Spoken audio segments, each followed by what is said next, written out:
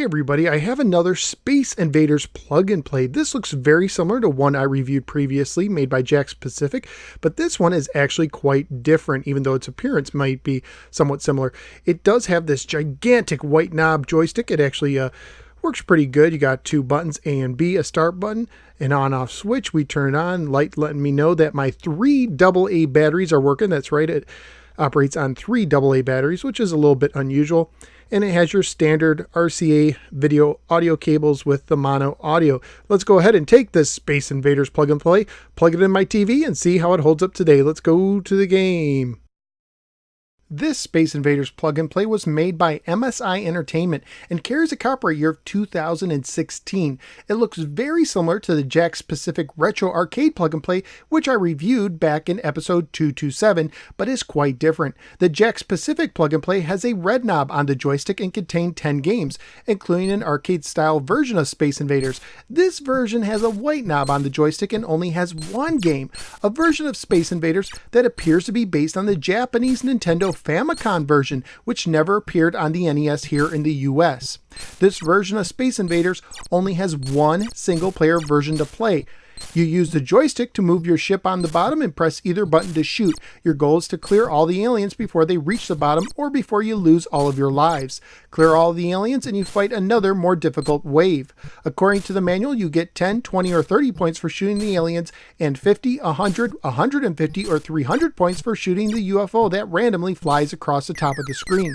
Graphically speaking, this is not a good looking version of Space Invaders, with some of the aliens looking more like colorful smiley faces during part of their animation. The sounds of the game also fell flat for me and don't sound even close to the arcade version.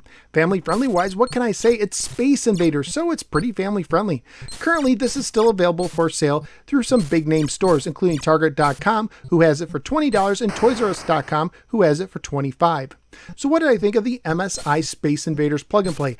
This is horrible. Out of all the versions of Space Invaders they could have gone with, why this one? Why not the arcade version at least? This is literally the worst Space Invaders version I've ever played. Not only would I rather play the Atari 2600 version with all of its fun variations, but even the LCD handheld game I just reviewed plays and sounds better than this.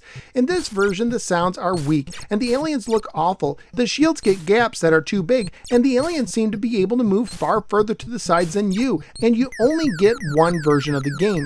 But worst of all is that it seems to mimic the Jakks Pacific version both in design and in packaging, but comes nowhere close to its predecessor.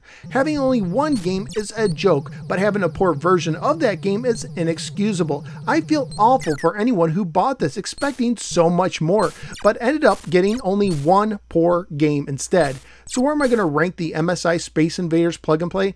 This is such a ripoff, I'm sending it to the very bottom. So out of the 21 plug and plays I've now ranked, the MSI Space Invaders version is getting buried in the 21 position. Shame on you, MSI, for trying to trick consumers with this one. So what do you think of this plug and play? Whether you agree or disagree with me, feel free to let me know in the comments below.